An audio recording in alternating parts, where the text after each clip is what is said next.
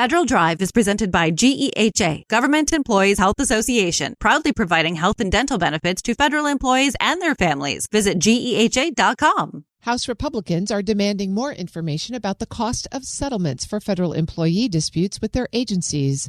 A new letter from leaders on the Oversight Committee argues that agencies are settling too often instead of fighting cases they could likely win. But the letter is also coming under scrutiny from federal employment attorneys.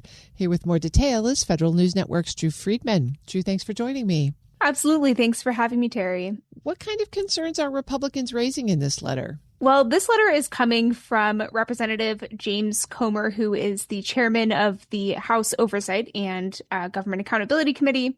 And he sent this letter to OPM Director Scott Cooper, just raising concerns about what he sees as trends in rising attorney fee payouts, the use of what he's calling sue and settle resolutions in federal employee disputes, and just concerns about how that's leading to increasing costs for taxpayers and for agencies.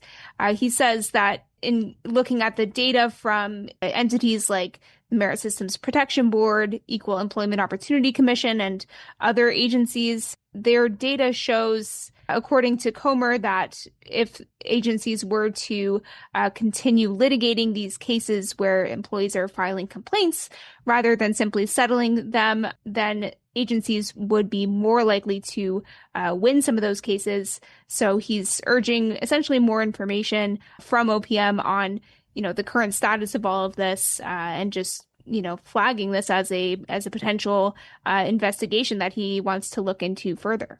So they're concerned about cost and trends. What are they thinking the impact of those trends will be? Well, one, yes, is the higher costs to taxpayers, as Comer outlined in his letter, but they're also concerned about other impacts as well, like limited accountability for federal employees. So, for instance, if federal managers, he says, they might be less willing to discipline poor performing employees if it seems like those cases would eventually be resolved through a settlement or a potential reinstatement of that employee. There was also concerns about reduced transparency into misconduct without all of this data being readily available. And then just general concerns about the actions of administrative law judges and other adjudicators who are important parties within these disputes. So there's a lot of impacts that Comer is citing here, but he's looking essentially for more data to kind of substantiate some of these claims and some of the concerns that he's outlined. Any response to that from maybe employees or their attorneys? Well, it seems like what we've heard so far from federal employment attorneys is they're kind of questioning the data and, how the story that it's told through this letter. They said that some attorneys, for example, at Tully Rinke, said that there is a mistaken assumption in this letter that agencies are biased towards settlements. And in fact, that's not necessarily the case. There's also concerns, for example, one data point at the Merit Systems Protection Board shows that attorney fees accounted for about $11 million during the Biden administration, compared with $3.6 million during the first Trump administration.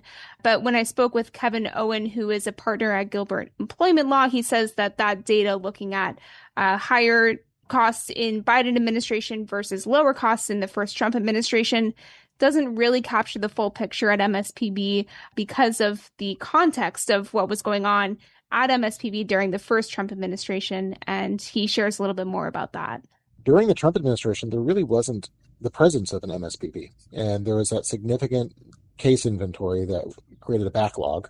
Therefore, there was really no incentive for agencies to resolve disputes through settlement, because if they got an unfavorable decision from an administrative judge, agencies would just file a petition for review to a vacant MSPB, and it would sit for years. Really, a lot of the liability that agencies were resolving under the Biden administration was carryover liability from the first Trump administration. And again, that is Kevin Owen, partner at Gilbert Employment Law. He also added, just more concerns about the data and what story it's trying to be told here. He pointed to several significant class action settlements that took place in 2023 and 2024, which would have skewed the data to show, more or higher payments during the Biden administration, when really those cases were ongoing for a much longer time and just resolved in the last couple of years. Well, that all sounds like really important context. When you put it together with the letter itself, what sort of data is the committee looking for, and what do they think the next steps are? They're looking for a lot more detailed data across several agencies who all are involved in some way or another with these employee disputes. So that includes records from the Equal Employment Opportunity Commission, the MSPB, the Federal Labor Relations Authority, the Office of Special Counsel, and OPM itself. So a lot of entities here are going to be involved in this data collection and the investigation from Republicans.